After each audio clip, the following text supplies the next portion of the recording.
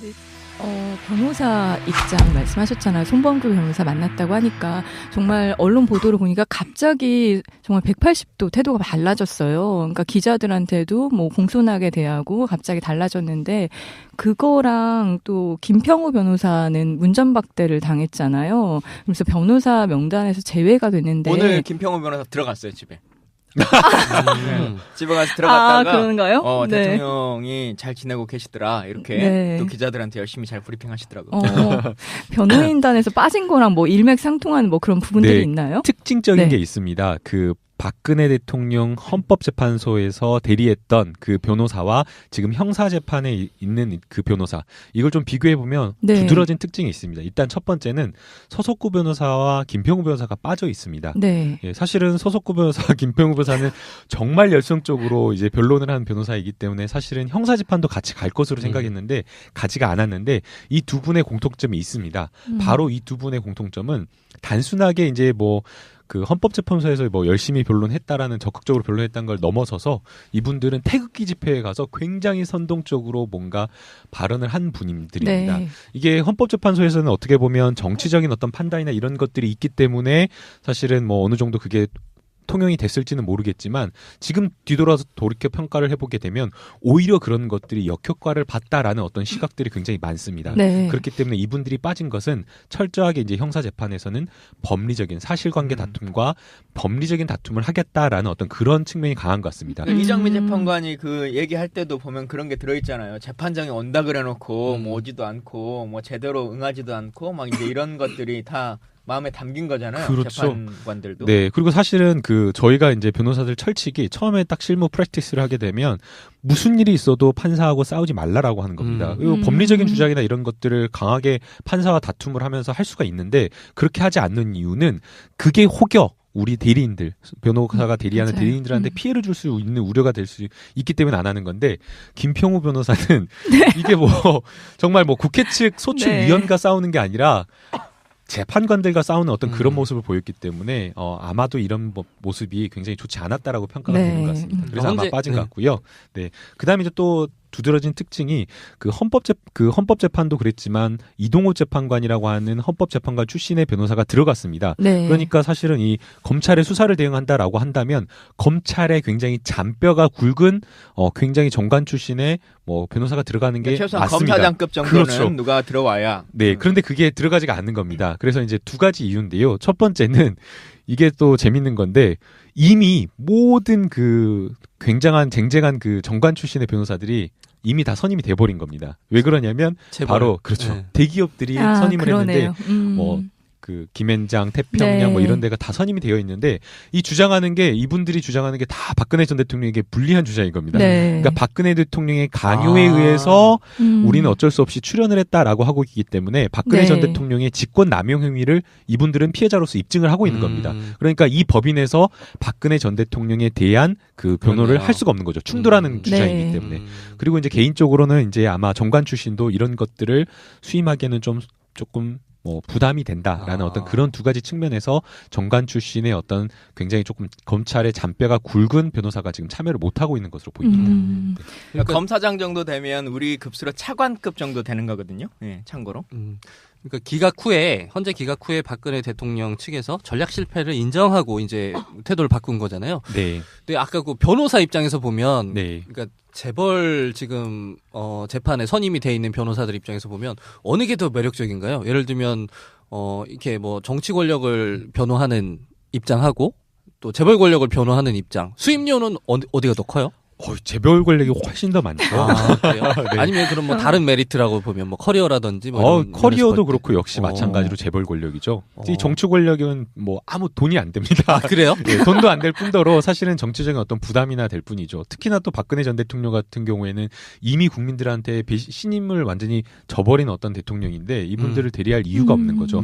과거 사례를 보게 되면 이건희 뭐 회장과 이맹희 그 네. 형이죠. 그 재벌가 그 상속 분쟁 소송을 이걸 보게 되면 무려 재벌가에서 받은 그 수임료가 60억 정도가 됐어요. 어마어마한 돈이죠. 그러니까 뭐 법인 입장에서 변호사 입장에서는 박근혜 전 대통령이냐 아니면은 뭐 SK냐 삼성이냐 이런 걸 생각을 해보면 전혀 뭐 고민의 대상이 되지 않습니다. 이럴 수 있잖아요. 그러니까 김앤장이다 치면 김앤장에서 뭐 삼성에서도 뭐 의뢰가 올 수도 있고 박근혜에도 의뢰가 올 수 있는데 이걸 두 개를 동시에 이게 입장이 다르기 때문에 한 그 법인에서 이거 두 개를 다 동시에 할 수는 없다는 지금 이야기이신 거죠. 맞습니다. 네네네. 네. 그렇게 되면 서로 근데 어쨌든 개별 변호인들이 변호 활동을 하는 건데도 그런가요? 네, 법인이기 때문에, 그러니까 사실은 이제 개별 변호사이기 때문에 상관이 없다라고 생각하실지 모르지만, 이제 법인은 이제 하나의 법인 속에 여러 변호사들이 소속돼 있기 때문에 충돌하게 되는 거고요.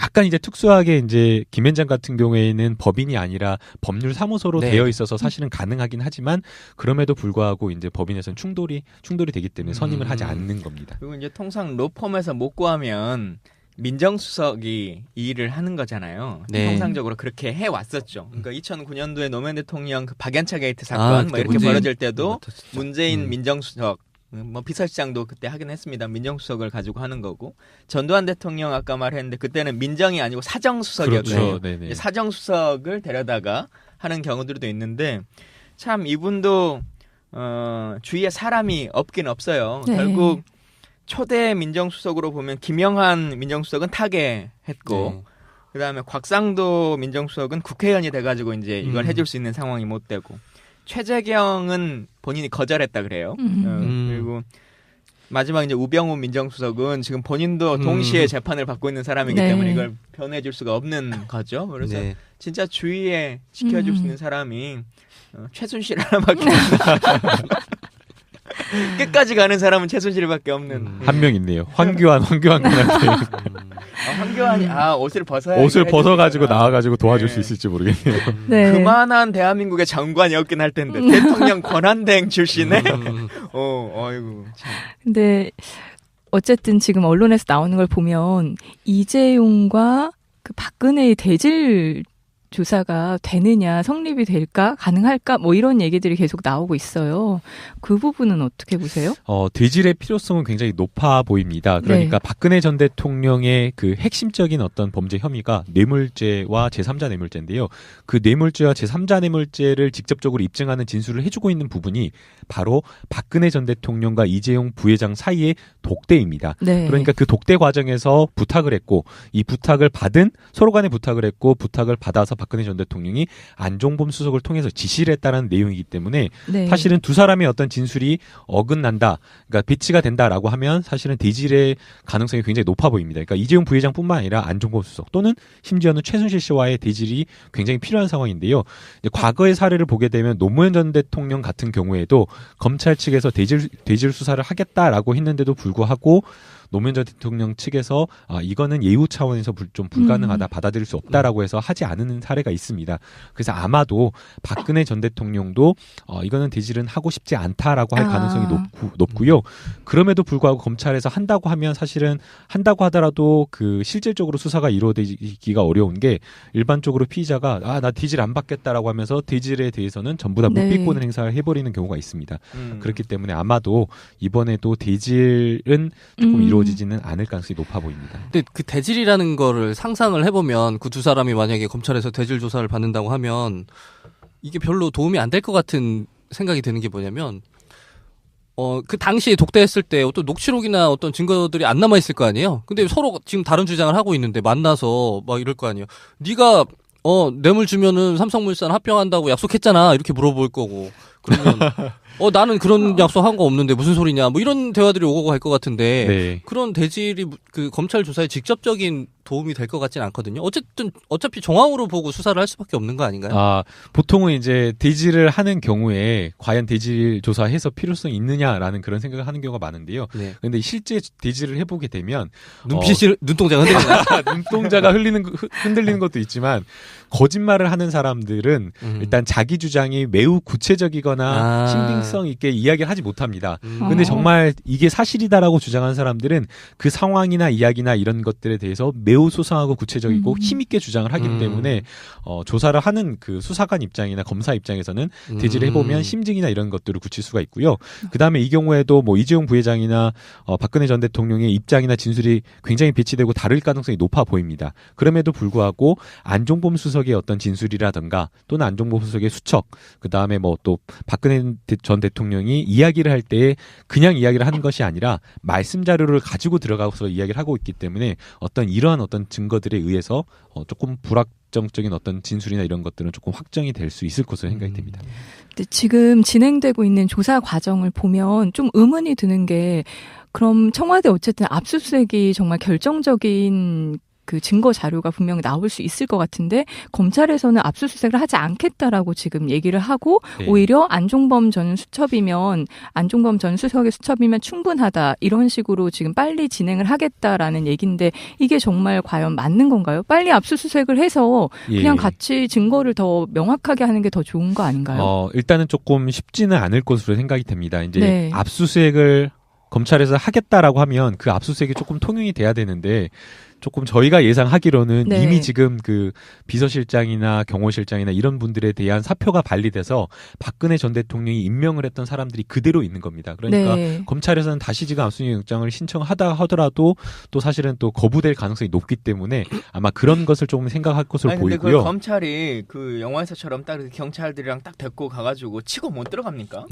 그러니까 저도 그걸 주장하는데요. 사실은 치고 들어가가지고 압수수색을 방해하는 것은 공무집행 방해를 해가지고 네. 긴급체포해버리고 현행범 체포를 해버리고 그런 식으로 조금 밀고 들어가야 된다고 생각을 합니다. 왜 그러냐면 이 그 형사소송법에서 규정을 하고 있는 그 110조와 111조로 보게 되면 중대한 국가의 이익을 해하지 않는 이상은 이 압수수색 영장 집행을 방해해서는 안 된다라고 지금 규정을 하고 있기 때문에 지금 청와대에서 이 방해를 하고 있는 것 자체가 정당한 공무라고 보여지지가 않거든요. 네. 근데 이제 그럼에도 불구하고 검찰과 청와대가 충돌하는 모습을 보이기 어렵기 때문에 아마 그렇게 하지 않은 것으로 보이고요. 그다음에 이제 일반적으로 압수수색이라고 하는 것이 수사의 가장 초기 단계에 하는 겁니다. 네. 근데 이제 지금 이미 박근혜 전 대통령의 수사나 이런 부분이 상당한 정도로 입증이 되었고 공범자들의 진술이나 뭐 증거들이 충분히 차고 넘치기 때문에 아마도 굳이 해서 아마 받아지지 않을 어떤 그런 것들을 압수수색을 하지 않겠다라는 그런 입장인 것 같습니다. 이런 측면도 있지 않을까요? 그러니까 박근혜 대통령이 어쨌든 청와대에 머물고 있을 때는 이게 압수수색이라는 것 자체가 하나의 제스처고 좀 상징적인 의미가 있는 거잖아요. 근데 지금 만약에 이미 박근혜 대통령 빠져나왔는데 약간 좀 빈집털이 같은 느낌이 들어서 그걸 뭐 굳이 그렇게 정치적 부담까지 안아가면서 그렇게 무리수를 두지 않으려고 하는 것 같은데 뭐 그런 측면도 있을 것 같아요. 근데 반대로 보면 지금은 이제 정치적 액션이 아니고 진짜 법리 집행이 되는 거잖아요. 그 검찰 입장에서는 더 부담 없이 저는 할 수 있을 것 같은데. 그리고 저는 국민의 입장에서 강압적인 압수수색을 했으면 좋겠다는 생각이 지금 대통령 기록물이 어떻게 될지도 모르고 증거인멸의 가능성이 충분한 상황인데 왜 압수수색을 하지 않을까 이런 생각이 들거든요. 아니 근데 이게 강압적인 압수수색 우리도 얘기를 하지만 이게 강압적이 아니라 정상적인 그렇죠. 법 집행을 해달라는 거잖아요. 공무집행이죠. 영장이 나와 있는 네. 걸 그냥 영장도 없이 그냥 무조건 가서 한번 털어와봐 이게 아니라 영장까지 나와 있는 건데. 근데 그마저도 안 되니까 강압적으로라도 해서 좀 했으면 좋겠다 그 영장은 이런 생각이 유효기간이 드는 지금 거죠. 남아 있습니까? 네. 유효기간이 그 2월 말일까지이기 때문에 끝났네. 끝났습니다. 못 가는구나. 근데 그 실효성이라는 측면에서 그러니까 박근혜 대통령이 있을 때는 없을 때는 좀 다를 것 같아요. 그러니까 박근혜 대통령이 머물고 있을 때 압수수색을 가는 건 이거는 진짜 그 뭐라 그럴까 뭐 굉장히 유효한 압박 수단일 수도 있고 국민들에게 보여주는 어떤 특검의 의지 같은 걸 보여줄 수도 있는데 지금 없는 상태에서는 그런 실효성은 좀 많이 사라진 것 같아요. 그러니까 갑자기 지금 네. 박근혜 전 대통령 비호하는 것입니까, 편집장님? 그럼에도 불구하고 압수수색을 해야 되는 이유는 아까 이야기한 것처럼 갑자기 말 아까까지 비밀거리니까 안 해도 된다 이렇게 했는데 갑자기 얼굴이 빨개지셨어요, 편집장님? 아니, 그렇지 않아요. 얼굴 전혀 빨개지지 않았습니다. 빨개졌어요 지금. 그런가요? 근데 압수수색을 해야죠.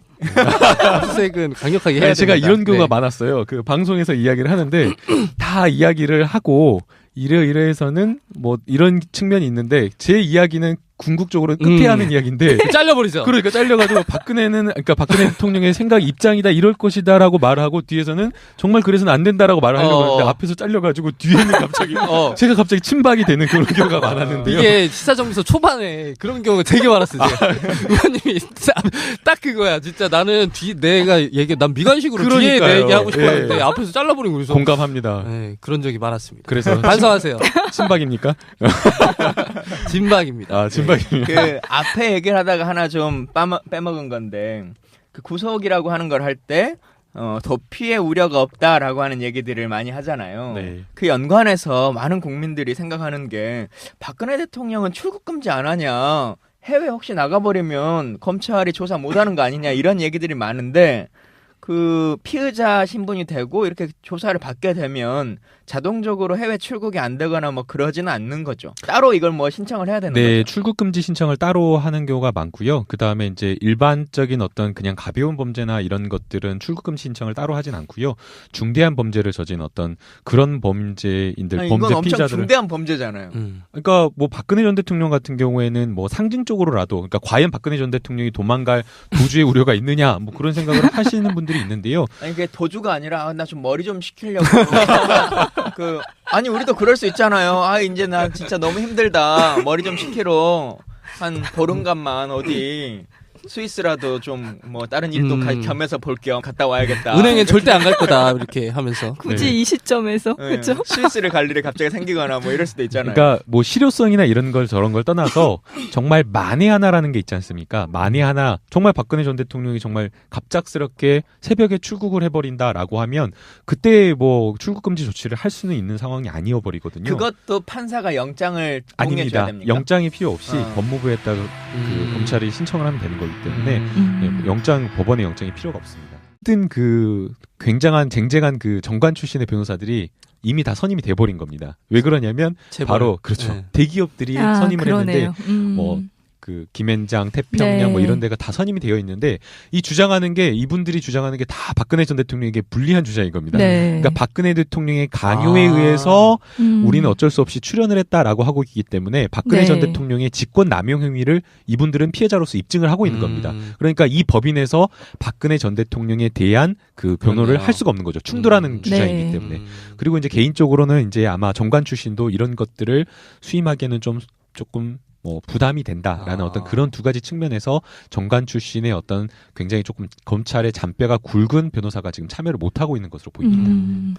그러니까 검사장 정도 되면 우리 급수로 차관급 정도 되는 거거든요. 네, 참고로. 그러니까 헌재 기각 후에 박근혜 대통령 측에서 전략 실패를 인정하고 이제 판도 같이 갈 것으로 생각했는데 가지가 않았는데 이 두 분의 공통점이 있습니다. 바로 이 두 분의 공통점은 단순하게 이제 뭐 그 헌법재판소에서 뭐 열심히 변론했다라는 적극적으로 변론했다는 걸 넘어서서 이분들은 태극기 집회에 가서 굉장히 선동적으로 뭔가 발언을 한 분들입니다.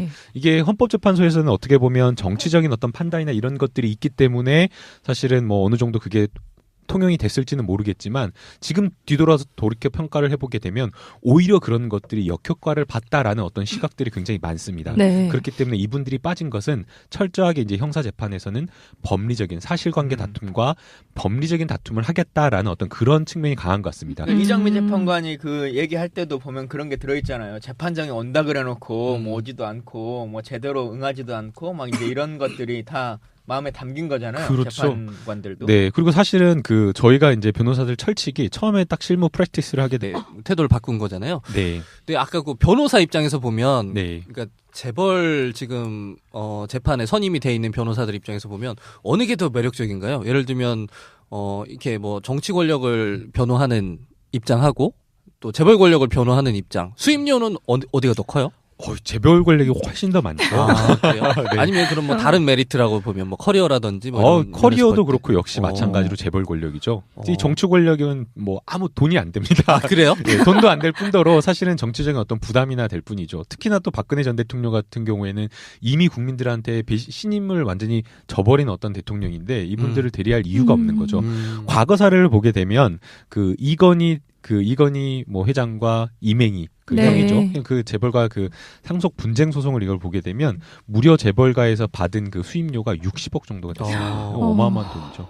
그러니까 뭐 법인 입장에서 변호사 입장에서 내면 무슨 일이 있어도 판사하고 싸우지 말라라고 하는 겁니다. 그리고 법리적인 주장이나 이런 것들을 강하게 판사와 다툼을 하면서 할 수가 있는데 그렇게 하지 않는 이유는 그게 혹여 우리 대리인들, 변호사가 대리하는 맞아요. 대리인들한테 피해를 줄 수 있는 우려가 될 수 있기 때문에 안 하는 건데 김평우 변호사는 이게 뭐 정말 뭐 국회 측 소측 네. 위원과 싸우는 게 아니라 재판관들과 싸우는 어떤 그런 모습을 보였기 때문에 아마도 이런 모습이 굉장히 좋지 않았다라고 평가가 네. 되는 것 같습니다. 그래서 아마 현재- 빠진 네. 것 같고요. 네. 그다음에 이제 또 두드러진 특징이 그 헌법재판도 그랬지만 이동호 재판관이라고 하는 헌법재판관 출신의 변호사가 들어갔습니다. 네. 그러니까 사실은 이 검찰의 수사를 대응한다라고 한다면 검찰에 굉장히 잔뼈가 굵은 굉장히 정관 출신의 뭐 변호사가 들어가는 게 최소한 맞습니다. 검사장급 정도는 그렇죠. 누가 들어와야. 네, 그런데 그게 들어가지가 않는 겁니다. 그래서 이제 두 가지 이유인데요. 첫 번째는 이게 또 재밌는 건데 이미 변호사 입장 말씀하셨잖아요. 손범규 변호사 만났다고 하니까 정말 언론 보도를 보니까 갑자기 정말 180도 태도가 달라졌어요. 그러니까 기자들한테도 뭐 공손하게 대하고 갑자기 달라졌는데 그거랑 또 김평우 변호사는 문전박대를 당했잖아요. 그래서 변호사 명단에서 제외가 됐는데 오늘 김평우 변호사 들어갔어요 집에. 네. 집에 가서 들어갔다가 그런가요? 네. 대통령이 잘 지내고 계시더라 이렇게 네. 또 기자들한테 열심히 잘 브리핑하시더라고요.